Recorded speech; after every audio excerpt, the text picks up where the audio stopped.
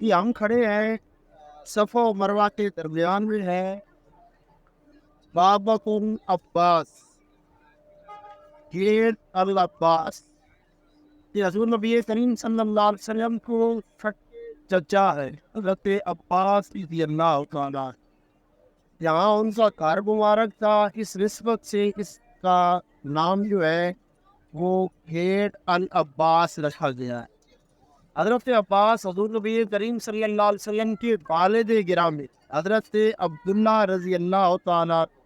آپ کے والد اور والدہ دونوں کی طرف سے سکے بھائی۔ جب حضرت عباس رضی اللہ تعالیٰ عنہ ایمان لائے تو بڑا عجیب و غریب واقعہ ہوا کہ جب بدر کے مقام کے اوپر کفر اور حق کا آمنا سامنا ہوا تو حضرت عباس اس وقت تک مسلمان نہیں ہوئے، وہ اہل مکہ کی طرف سے گئے تھے، اور اللہ رب العزت کی حضور نبی کریم صلی اللہ علیہ وسلم بڑی شاندار فتح عطا فرمائی۔ حضرت عباس بھی کیسی وقت حضور کی بارگاہ میں پہنچے، فیصلہ یہ ہوا حضرت سیدنا صدیق اکبر کی رائے کے اوپر، جو بندہ مالدار ہے وہ فدیہ دے، اپنی طرف سے پیسے دے اور اپنی خلاصی کرائے، آزادی لے لے، اور جو بندہ پڑھا لکھا ہے ہمارے 10 بندوں کو پڑھنا لکھنا سکھائے۔ حضرت عباس رضی اللہ تعالیٰ عنہ کو حضور نبی کریم صلی اللہ علیہ وسلم نے ارشاد فرمایا، چچا عباس بھائی تم بھی اپنا فدیہ ادا کرو اور اپنی آزادی لے لو۔ حضرت عباس کہنے لگے، بھتیجا کیا تو چاہتا ہے کہ میں مکے میں جا کر جو ہے بھیک مانگوں؟ تو حضور نبی کریم صلی اللہ علیہ وسلم کی شان رحمت کو دوش آیا، ارشاد فرمایا، اے عباس چچا، جب آ رہے تھے تو میری چچی کو جو سونا دے کر آئے تھے وہ کیا اس کے پاس پڑا نہیں ہے؟ تو حضرت عباس رضی اللہ تعالیٰ عنہ کی آنکھیں کھل گئی، عرض کرنے لگے، یا رسول اللہ،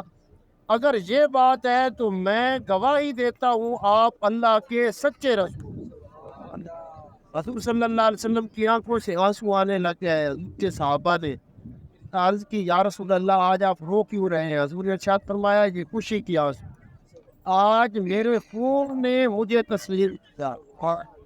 مجھے حضرت عباس رضی اللہ تعالیٰ عنہ کا یہاں گھر تھا۔ ایک اور اس میں محبت والی بات ہے، حدیث طیبہ ہے کہ حضرت نبی کریم صلی اللہ علیہ وسلم کی بارگاہ میں حضرت عباس نے عرض کی، یا رسول اللہ آپ یہ بتائیں،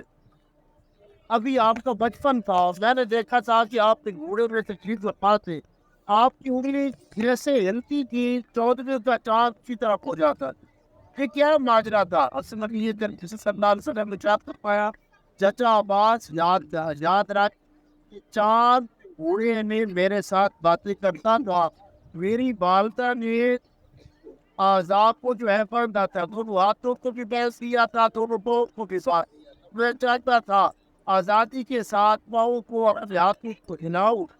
تو میرے دل میں ایک تھوڑا سا ملال پیدا ہوتا، چاند مجھے لوریاں دیتا تھا اور کہتا تھا کہ یار آپ روئے گا، اگر آپ کا ایک ہاتھ زمین پر گرے گا تو یہاں سفلا پیدا نہیں ہے۔ رفیع عباس نے کی، یار اس وقت چند آپ کے ساتھ باتیں کرتا تھا، نبی کریم صلی اللہ علیہ وسلم نے ارشاد فرمایا، یہ تو کوئی اتنی حیرت والی بات نہیں۔ وہ حضرت عباس نے عرض کی، یا رسول اللہ کوئی حیرت والی بات؟ آپ نے ارشاد فرمایا، جب میں ماں کے پیٹ میں تھا تو لوح کے اوپر جو قلم لوگوں کی تقدیر لکھتی تھی، میں اپنے کانوں کے ساتھ اس کی آواز